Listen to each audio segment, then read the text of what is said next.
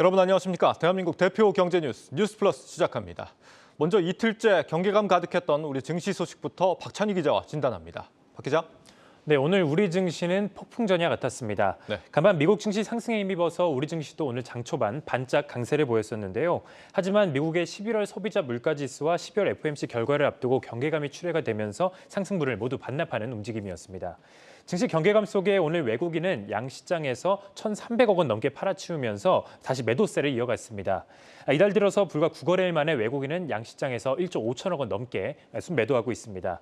이런 가운데 우리 증시는 그동안 조정을 받아왔던 이 제약, 조선, 방산, 그리고 원전 업종 등이 강세를 보이는 개별 종목 장세를 보였습니다. 네, 오늘 자동차주가 전반적으로 좀 급락세를 보였습니다. 지금 제이크 설리번 미국 백악관 보좌관이 IRA법 단기간에는 좀 풀릴 가능성이 없다 이런 언급을 하면서 실망한 매물이 좀 현대차, 기아 쪽에서 좀 빠져나간 걸로 보이는데 네. 지금 북미 안에서 전기차 배터리 조립하는 규정, 조립해야 된다. 이 규정을 하위 규정이 아마 올해 안에 어떻게 확정이 될 가능성이 높다라고 보여지고요. 그러는 사이에 지금 중국의 리오프닝이 또 부각이 되는 것 같습니다. 지금 홍콩의 해외 입국자 3일 모니터링하는 규정이 있는데 이게 네. 또 폐지가 됐다고 하고 이러다 보니까 이제 다음 달 있을 이 중국의 춘제죠. 이 연휴 기간 동안 네. 이동 통제도 중국이 하지 않을 가능성이 높다 이런 기대감도 나오는 것 같습니다. 글로벌 펀드들이 현대차, 기아에서 아무래도 좀 중국 쪽 전기차 쪽으로 좀 옮겨가는 흐름이 감지가 된다 이런 해석이 나오고 있습니다. 지금 중요한 지표 발표를 앞두고 투자자들이 좀 움츠러들고 있긴 합니다만 그래도 오늘 보합세로 끝이 난 걸 보면은 그렇게까지 또 시장이 걱정하는 분위기는 아닌 것 같죠?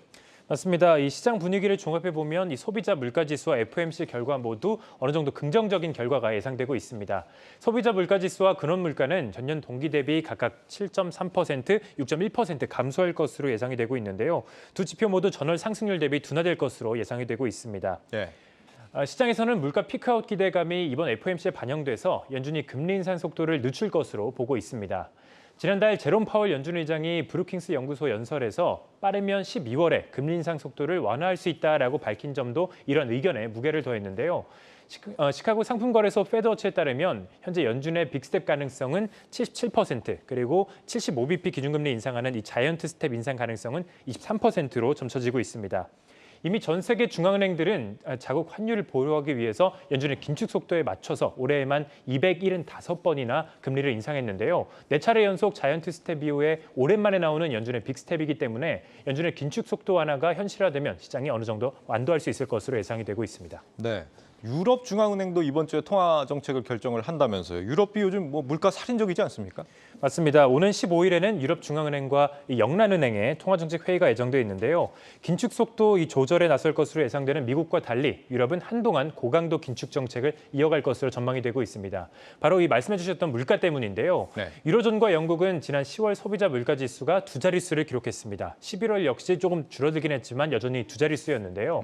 특히 영국의 경우 40년 만에 가장 높은 수준이었습니다.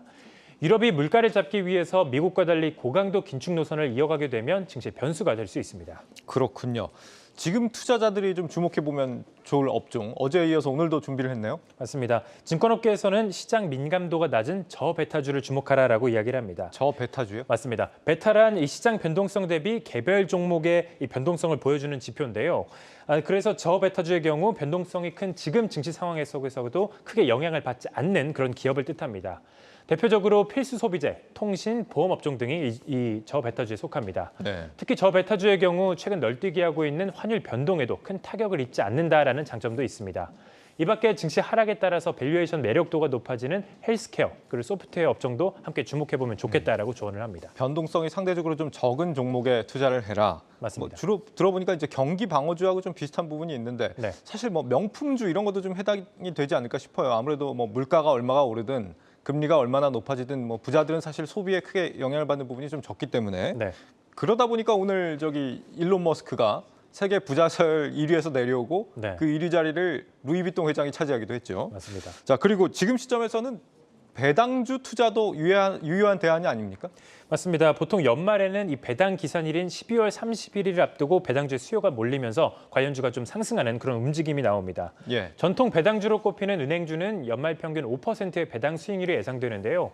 최근 증시 변동성이 커지면서 안정적인 배당 수익과 주가 상승에 따른 시세 차익을 모두 노릴 수 있는 배당주에 자금이 쏠리고 있습니다. 실제로 지난 한 달간 코스피 고배당 50지수는 4.3% 올라서 같은 기간 1.7% 하락한 코스피 지수 등락률을 크게 뛰어넘기도 했습니다. 다만 배당 기산일이 지나면 차익 실현 물량이 대거 쏟아지기 때문에 장기적으로 꾸준히 배당 수익을 노리는 것이 아니라면 배당 기산일 이후에 다른 종목으로 넘어가는 식의 적절한 대응이 필요할 것으로 보입니다. 네, 증시 프리즘 박찬희 기자였습니다.